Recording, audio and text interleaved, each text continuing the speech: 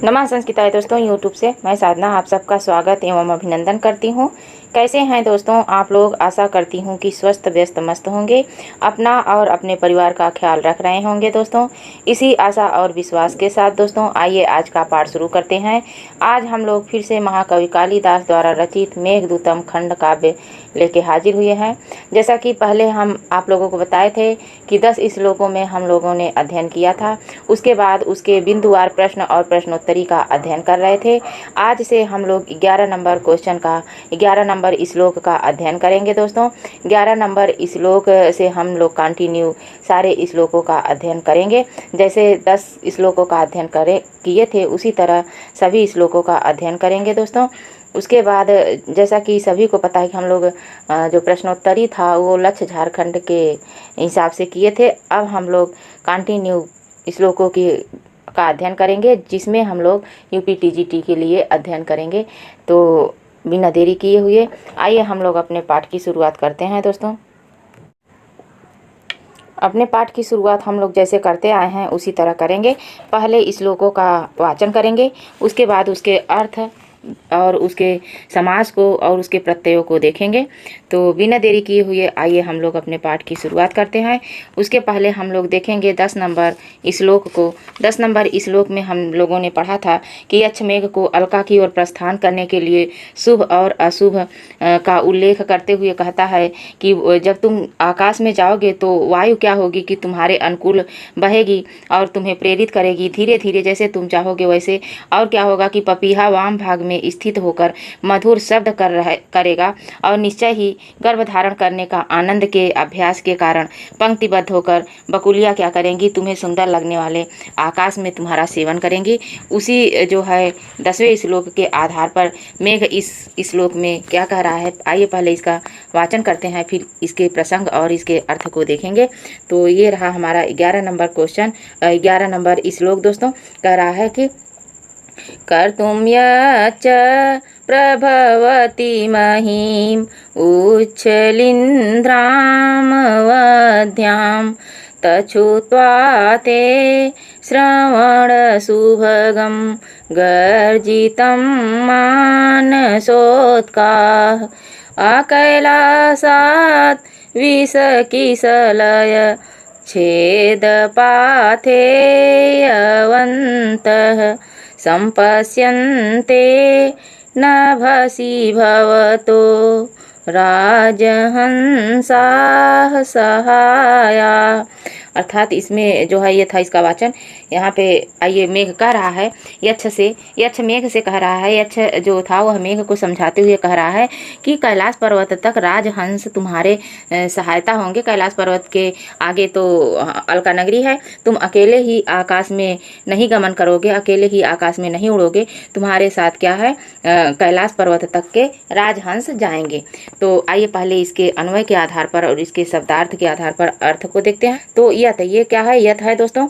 यत क्या है कि यत का अर्थ होगा कि जो महीम, यहाँ पे महीम है, महीम शब्द का अर्थ होगा कि पृथ्वी को, यानी जो पृथ्वी को क्या करेगा, उच्छलिंद्राम यानी उगे हुए कुकुर मुक्तों वाली, उगे हुए कुकुर मुक्तों वाली अबध्याम, यानी अबध्याम का अर्थ होगा उपजाऊ, यानी जो बंध्या ना हो, जो अनुपजाऊ हो यानी उपजाऊ हो।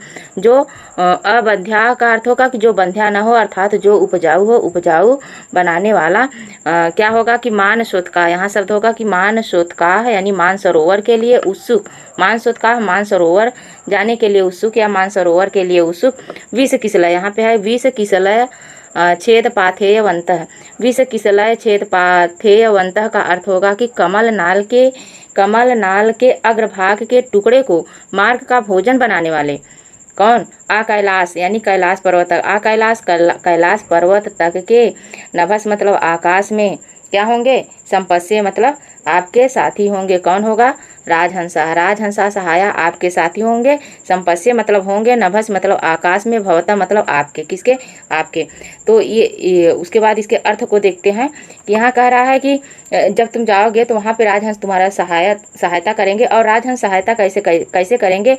यश मतलब जो, जो पृथ्वी को, यहाँ देखिए, जो महिम यानी पृथ्वी को उपजाऊ बनाने वाली, अब कुकुरमुत्तों के उगने से उपजाऊ बनाने में समर्थ है कौन? अगर बारिश आती है तो जब बहुत दिनों तक बारिश होती रहती है तो देखिए कहीं पे जहाँ जो है लकड़ियाँ वकड़ियाँ वगैरह रखी रहती हैं, वहाँ कुकुरमुत्ता जैसे एक वो होता है जिसे लोग क्या कहते हैं कि मशरूम, उसी टाइप का जो है उग आता है एक पौधा, तो उसे कहते हैं कि यहाँ पे पृथ्वी उपजाऊ हो सकती है। क्या है? पृथ्वी उपजाऊ। और जहाँ बहुत ज़्यादा खाद वगैरह रहता है वहाँ पे ऐसा होता है। तो वही कह रहे हैं कि कुकुरमुत्तों वाली उपजाऊ बनाने में समर्थ है, और उस कानों को किसके? तुम्हारे ते मतलब तुम्हारे तत्श्रुत्वा यानी तुम्हारे सुनने में, श्रवण यानी कानों को सुबह मतलब अच्छा लगेगा, सुख देने वाले होंगे। किसकी? उसकी गर्जना, मेघ की जो गर्जितम है गर्जना, मेघ की जो गर्जना है वह तुम्हारे कानों को सुंदर लगेगा, सुनने में अच्छा लगेगा। मानसोत्काह यानी सुनकर जो है मानसरोवर के लिए उत्सुक हो जाएंगे। अर्थात यक्ष का कहने का तात्पर्य है कि जब तुम मेघ आकाश में उमड़ेगा, गरजेगा, बरसने वाला रहेगा, तो मानसरोवर जाने के लिए हंस क्या हो जाएंगे? उत्सुक हो जाएंगे, तत्पर हो जाएंगे। उसके बाद यहाँ की विष किसलय छेद पाथेयवंतः यानी कमल नाल को जब वो जाएंगे तो क्या करेंगे कि कमल नाल के जाते समय क्या करेंगे? कमल नाल के अग्रभाग के टुकड़ों का मार्ग का भोजन, पाथेयवंतः यानी मार्ग का भोजन लेके जाएंगे। भोजन बनाने वाले जो राजहंस हैं वो अपने मुख में कमल नाल का जो है वो रस लेके उड़ते हैं ताकि रास्ते में उसका सेवन कर सकें। तो वही यक्ष कह रहा है कि जो कमल नाल के अग्रभाग के टुकड़े को मार्ग का भोजन बनाने वाले राजहंस क्या करेंगे? कैलाश कैलाश यानी कैलाश पर्वत तक, कैलाश का अर्थ हो जाएगा कैलाश पर्वत तक, कैलाश पर्वत तक क्या करेंगे? आकाश में, नभस का मतलब आकाश में जो है सहाया मतलब सहायता होंगे, संपस्यते मतलब होंगे, भवतो मतलब आपका, राजहंसा क्या करेंगे कि आपका जो है सहायता करेंगे। उसके बाद आइए दोस्तों हम लोग यहाँ पे इसके विशेष और विशेषण को सबसे पहले देखते हैं, उसके आधार पर अर्थों को समझेंगे कि देखेंगे कि यहाँ विशेष और विशेषण क्या है। तो सबसे पहले देखते हैं महिम शब्द का। ये महिम शब्द है, एक मिनट, महिम शब्द है। महिम शब्द का विशेषण क्या होगा? उच्छिलिंद्र, उच्छलिंद्र होगा, अबध्याम, दो विशेषण हो जाएगी, एक और यहाँ पे दूसरा हो जाएगा। क्या हो जाएगा कि महिम शब्द का उच्छलिंद्र और अबध्याम हो जाएगा। उसके बाद दूसरा विशेषण होगा काहे का? गर्जिनम, गर्जितम शब्द का होगा। तो गर्जने वाला कौन है? गर्जेगा तो क्या क्या होगा? श्रवणम शुभगम, दो हो जाएगा, श्रवणम और शुभगम, एक और दो, दो उसका हो जाएगा किसका? गर्जितम का। उसके बाद तीसरा विशेषण राजहंसा होगा। राजहंसा क्या करेंगे? राजहंसा का विशेषण होगा मानसोत्काह, विष किसलय छेद पाथेयवंत होगा। उसके बाद यहाँ पे सहाया हो जाएगा। क्या? सहाया हो जाएगा इसका विशेषण। तो उसके बाद आइए हम लोग समास देखते हैं कि इसमें कौन सा समास है। तो यहाँ पे देखिए कि उच्छिलिंद्राम, यह है उच्छिलिंद्राम में कौन सा समास है? तो इसका विग्रह हो जाएगा कि उदगाताः शिलिंद्राधाः यस्याः साः यानी बहुव्रीहि समास हो जाएगा। इसमें कौन सी? बहुव्रीहि समास हो जाएगा। उसके बाद अगला समास हो जाएगा अबंध्याम, यही इसी में क्या है? अबंध्याम है। तो अबंध्याम में न बंध्या इति अबंध्याम यानी नए तत्पुरुष समास हो जाएगी। इसमें कौन सा? नए तत्पुरुष समास हो जाएगा दोस्तों। उसके बाद श्रवण शुभगम, यहाँ पे देखिए श्रवण शुभगम है। श्रवण शुभगम में समास होगा श्रवणयोः शुभगम, इसमें सप्तमी तत्पुरुष हो जाएगा। क्या? श्रवणयोः शुभगम यानी कानों को अच्छे लगने वाले, सप्तमी नहीं होगा यहाँ, षष्ठी हो जाएगा। क्या हो जाएगा? षष्ठी हो जाएगा दोस्तों, क्योंकि कानों को अच्छा लगने वाले, सुंदर लगने वाले जो आवाज़ करेगा उसके। यहाँ पे दोस्तों हम लोग बात कर रहे थे कि मानसोत्काह, मानसोत्काह में कौन सा समास होगा? तो मानसोत्काह में दो समास होगा। तृतीय तत्पुरुष समास होगा जिसका विग्रह हो जाएगा कि मानाय उत्काह यानी तृतीय नहीं चतुर्थी होगा। क्या होगा? चतुर्थी होगा। मानाय उत्काह यानी जो है चतुर्थी तत्पुरुष समास हो जाएगा। और दूसरा हो जाएगा मानसे उत्काह। क्या? मानसे उत्काह, तो इसमें सप्तमी और चतुर्थी तत्पुरुष समास हो जाएगा। उसके बाद अगला हमारा समास आता है। इसमें अगला समास है कि अगला समास कौन सा होगा? तो अगला हमारा समास है विष किसलय। यहाँ पे है देखिए विष किसलय में समास कौन सा है? विष किसलय छेद पाथेयवंतः। तो इसका एक जो होगा हो जाएगा, इसमें षष्ठी तत्पुरुष हो जाएगा। कौन कौन? विषयस्य किसलयानी हो जाएगा षष्ठी तत्पुरुष। और दूसरा इसका विग्रह हो जाएगा विषया नाम किसलयानी, यानी इसमें दोनों में षष्ठी तत्पुरुष हो जाएगा।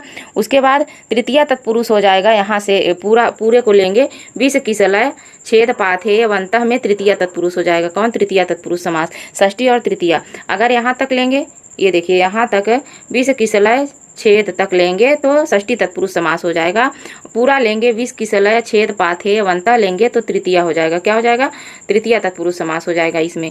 ठीक, उसके बाद अगला समास होगा हमारा आकैलास। यहाँ देखिए आकैलासाद, तो आकैलासाद में अव्ययी भाव समास होगा। क्या होगा? न जो है यहाँ पे अव्ययी भाव, क्योंकि आ शब्द जो है अव्यय है, तो कैलाश तक यानी अव्ययी भाव तक अव्ययी भाव हो जाएगा। उसके बाद अगला समास होगा इसमें राजहंसा में कौन सा समास होगा? तो षष्ठी तत्पुरुष हो जाएगा और इसका विग्रह होगा कि हंसा नाम राजानः, हंसा नाम राजानः है, षष्ठी तत्पुरुष हो जाएगा। यहाँ पर राजदंताः दिशु परम, इस सूत्र से राजन पद का पूर्व प्रयोग हुआ है। उसके बाद आता है यहाँ पे देखिए भवता शब्द आता है। क्या? भवता शब्द। तो भवता शब्द किसके लिए आया है? तो ये मेघ के लिए आया है। किसके? मेघ के लिए भवता शब्द आया है दोस्तों। उसके बाद आइए हम लोग प्रत्यय को देखते हैं कि कौन सा शब्द किस में बना है। अच्छा, जो कैलाश शब्द है तो कैलाश शब्द का विग्रह दो प्रकार का होगा। कैसे?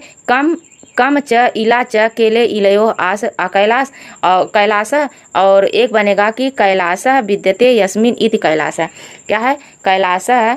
तो एक कैलाश शब्द यहाँ अलग हुआ है ना, कैलाश शब्द का कम इच इला च केले केलयो आसह कैलाश हो जाएगा। उसके बाद होगा कैलाश विद्यते यस्मिन इति कैलाश हो जाएगा। उसके बाद हम लोग देखेंगे प्रत्यय को। क्या देखेंगे? प्रत्यय को। तो यहाँ सबसे पहले देखेंगे कर्तुम शब्द कैसे बना है। तो कर्तुम शब्द हमारा जो बना है वो बना है क्री धातु से। किससे? क्री धातु से बना है और इसमें तुमुन प्रत्यय लगा है। क्या? तुमुन प्रत्यय से बना है। दूसरा प्रभवती, यहाँ पे देखिए प्रभवती है ना, प्रभवती कैसे बना है? प्र उपसर्ग से बना है, भू धातु है, लट लकार प्रथम पुरुष एक वचन का रूप है। क्या? लट लकार प्रथम पुरुष एक वचन का रूप है प्रभवती। अगला है मही है। यहाँ पे मही शब्द कैसे बना है? तो मही शब्द बना है मह धातु से अच प्रत्यय लगा के, अच और गीस प्रत्यय लगा हो। क्या हो गया? गीस प्रत्यय स्त्री प्रत्यय होता है, गीस प्रत्यय लगा के महीम शब्द बना है। उसके बाद अबंध्याम, ये देखिए यहाँ पे अबंध्याम है। अबंध्याम शब्द बना है बंध धातु और ड़ेत प्रत्यय। क्या है? ड़ेत प्रत्यय है, बंध धातु है। कौन सी धातु? बंध धातु है दोस्तों। उसके बाद अगला हमारा श्रुत्वा शब्द बना है। श्रुत्वा शब्द यहाँ पे तत्छुत्वा हो गया है, संधि हो गई है, तो जिसमें छत्व संधि हुई है, श्रुत्वा शब्द से तत्छुत्वा हो गया है। तो यहाँ पे कौन सी धातु है? इसमें श्रु धातु है। कौन सी? श्रु धातु है और अक्त्वा प्रत्यय है। क्या? अक्त्वा प्रत्यय से बन गया है श्रुत्वा। उसके बाद श्रवण शब्द है, यह है ना श्रवण शब्द। श्रवण शब्द कैसे बना है? इसमें भी श्रु धातु है। कौन सी? श्रु धातु और इसमें ल्यूट प्रत्यय है। कौन सा? ल्यूट प्रत्यय है दोस्तों। अगला गर्जितम शब्द बना है। यहाँ पे गर्जितम है। गर्जितम शब्द कैसे बना है? इसमें गर्ज धातु है। कौन सी? गर्ज धातु प्लस ईट और प्लस अक्त प्रत्यय से बना है गर्जितम शब्द। आकैलास अव्यय है, जैसे बताया है कि इसमें अव्ययी भाव समास है आकैलासाद में। तो इसमें पंचमी जो क्या है अव्यय मर्यादा के अर्थ में है, इसलिए इसमें पंचमी का प्रयोग हो गया है। आकैलास में पंचमी विभक्ति एक वचन का रूप है। उसके बाद यहाँ पे आता है कि पाथेयवन्तः, यहाँ ले लेते हैं। ये देखिए पाथेयवन्तः शब्द है। पाथेयवन्तः शब्द में पाथेय शब्द है और मतु प्रत्यय है। क्या? पाथेय शब्द हो गया है, मतुप प्रत्यय हो गया। इसमें क्या है? मतुप प्रत्यय है। उसके बाद यहाँ पे क्या हुआ? मतुप कैसे होगा पाथेयवन्तः में? तो यहाँ पर मकार है। पाथेयवन्तः में जो मकार है, मकार का वकार हो जाएगा। क्या? मकार का वकार हो जाएगा। उसके बाद अगला हमारा जो शब्द बनता है छेद है। एक मिनट, यहाँ पे क्या है? छेद। छेद शब्द कैसे बना है? छिद धातु घय प्रत्यय से छिद धातु हो जाएगी और इसमें घय प्रत्यय हो जाएगा। क्या? घय प्रत्यय हो जाएगा। संपश्यन्ते बना है। संपश्यन्ते, ये यहाँ पे देखिए संपश्यन्ते कैसे बना है? तो इसमें सम उपसर्ग है और पद धातु है, लिट लकार प्रथम पुरुष एक वचन का रूप है। क्या है? लिट लकार प्रथम पुरुष एक वचन का रूप है। और उसके बाद नभति शब्द में कौन सी विभक्ति है? तो नभति शब्द में सप्तमी विभक्ति एक वचन है। क्या है? नभति शब्द सप्तमी विभक्ति एक वचन है। तो ये रहा हमारा आज का 11 नंबर श्लोक, उसका अर्थ। आशा करती हूँ कि आप लोगों को समझ में आया होगा। इसी आशा के साथ दोस्तों आज बस यहीं तक। नमः संस्कृताय, धन्यवाद। अगले वीडियो में हम लोग 12 नंबर श्लोक को लेकर आएंगे। नमः संस्कृताय दोस्तों।